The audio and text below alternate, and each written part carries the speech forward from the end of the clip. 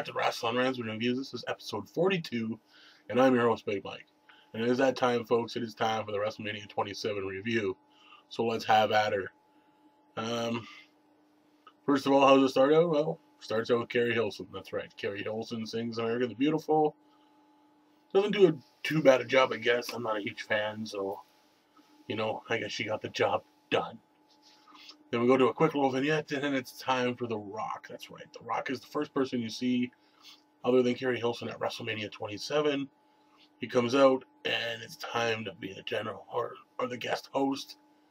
And that's what he does. He opens it up and basically gets the crowd going. The usual smell of The Rock. If you smell if The Rock is cooking, finally he's come back to Atlanta. Finally, he's come back to WrestleMania. Yada, yada, yada. Throws a slur or two at John Cena. And then he gets everybody to say WrestleMania. He'll say wrestle. They say mania. For someone saying John Cena shouldn't be rapping to anybody, well, that to me is a rap technique. Anyways, he hypes up the show. And he exits. And the first match we have to open WrestleMania is the World Heavyweight title match. And this blew my mind. Edge jerking the curtain. It's being a curtain jerker. Seriously? The World Heavyweight title is the first match at WrestleMania? Give your head a shake, WWE.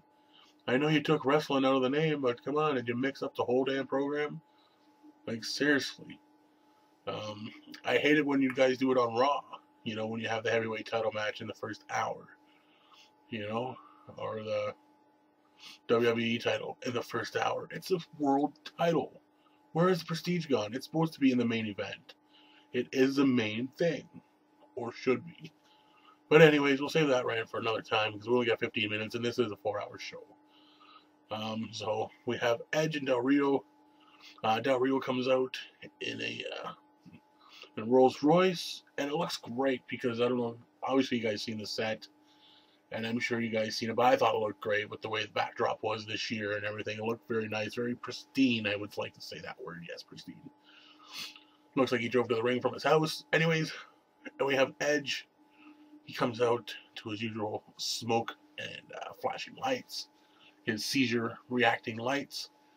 And actually we had Edge first, or Christian first, but nonetheless, Brodus Clay was already down at ringside for Alberto, and Roberto Rodriguez also announced them. But anyways, on to the match. A lot of back and forth action. Went outside once, I think, maybe twice. But Christian, he was there, being enforcer for Edge, taking care of any time that looked like Brodus Clay was going to take the upper hand. So those two were battling all around the outside. I thought to myself it would be a distraction, and I was waiting for the ref to throw them out, but it never happened. Like I said, it was back and forth. Pretty decent match. In my predictions, I thought this would be one of the better matches of the evening, and it was. It definitely wasn't terrible in my books. Ends with a spear, basically. Del Rio had the arm breaker on for a little while. A couple times it looked like Edge was going to tap out. But he didn't. He held on. And, he regained the victory with spear. I honestly thought Del Rio would win with the push they gave him. But it's good to see Edge keep it. Hopefully this feud keeps going on because that's good. Because after the show, or after the match, Edge went up and he started to kick the crap out of the Rolls Royce, and then why do I keep saying Edge? Christian comes out and he's got a couple tools, one being a crowbar and one being lead pipe. And for some reason I thought with this lead pipe, because he didn't do nothing, he didn't really do nothing to this Rolls Royce. Edge was doing all the damage. So I thought, sorry I mentioned my nose like crazy, but I thought Christian was going to hit Edge and set something up there.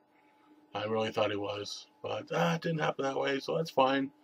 Moving on to the next match, we had Cody Rhodes versus Rey Mysterio. Pretty solid match, I would say. Like I said in my preview of this, my predictions, I said match of the night. qualities and capabilities. And looking back, I don't know if it is or not. I thought it was very well done. Great psychology in the match as well.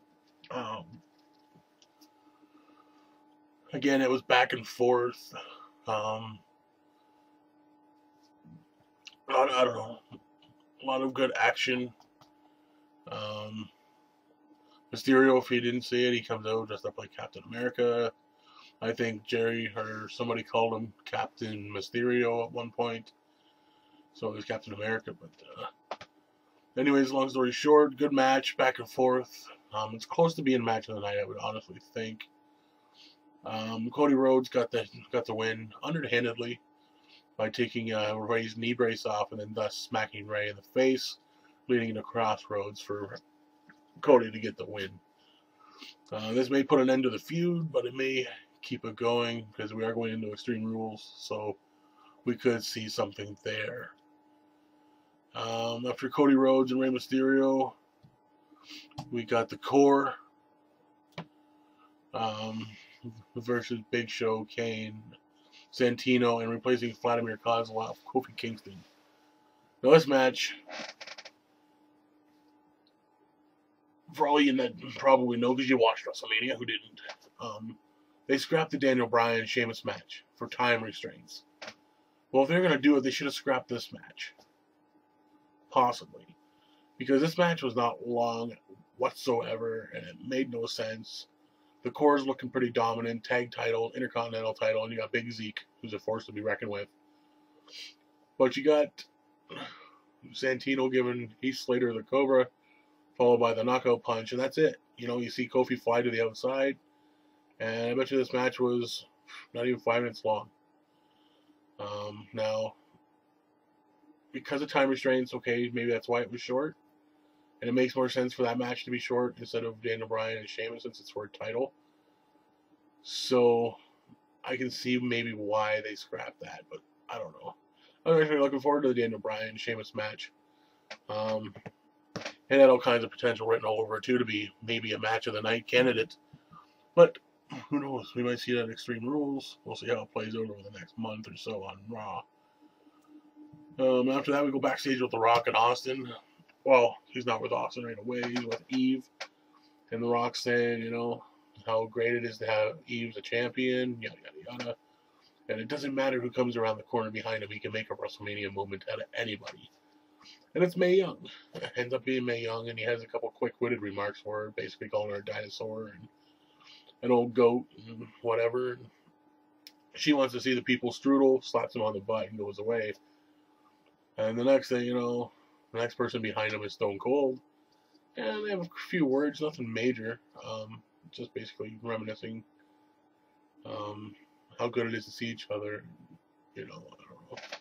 Just, they weren't buddy-buddy, just put it that way. There didn't seem to be tension, but, you know, it's very quick, simple. But they do shake hands, and then they both go their own way. After this, backstage vignette, I guess, or promo, or whatever it was with The Rock, we go to the ring, and CM Punk versus Randy Orton. Now, I thought this match might have been a little bit better, but it was definitely good. CM Punk was solid, very, very solid in it. As was Randy, but CM Punk showed a little more into it to me. I don't know why, but Randy did win. However, surprised CM Punk with an RKO out of nowhere. CM Punk did a springboard off the top rope, laid himself out perfectly. It was beautiful. If anybody got a shot of it, let me know. Let me see the picture. He just laid out there like midair, just falls into the RKO. It really was beautiful. But like I said, pretty basic match. A lot of back and forth action. So nothing really stood out to me, really. A lot of the same moves were hit, like the DDT off the second rope. Oh, just good. Going back to the Rey Mysterio match, there was a spot that I kind of marked out for. It was a nice high stalling suplex off the top. It was a superplex. Or was it just off the second? I don't know. Yeah. Cody was on the second. Ray was up. And he held him up forever. But that's neither here nor there. I don't know why I remember that, but I just remembered it. And it was a nice spot. But we're still sitting here with Punk and Norton. Great match. Like I said, Randy Orton was the winner. RKO to midair. I know I called it would be an RKO to the GTS, but it wasn't. But it was still just as nice. Moving on from there, we got Michael Cole versus Jerry Lawler. It is what it is.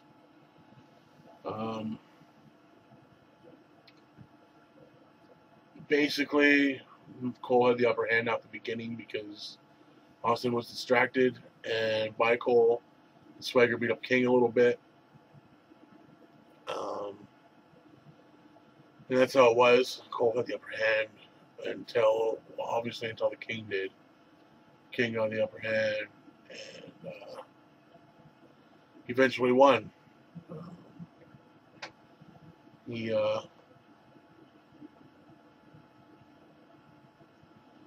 didn't. What did he tapped him out? What did he give him? What move did he give him? The ankle lock. The ankle lock. I'm sorry, I was dozing in and out of this match. I was just waiting for Austin to stun everybody. So Jerry Lawler wins the match temporarily. General manager buzzer goes off and says that Lawler ends up losing for excessive fighting after the match, or the match gets awarded to Michael Cole.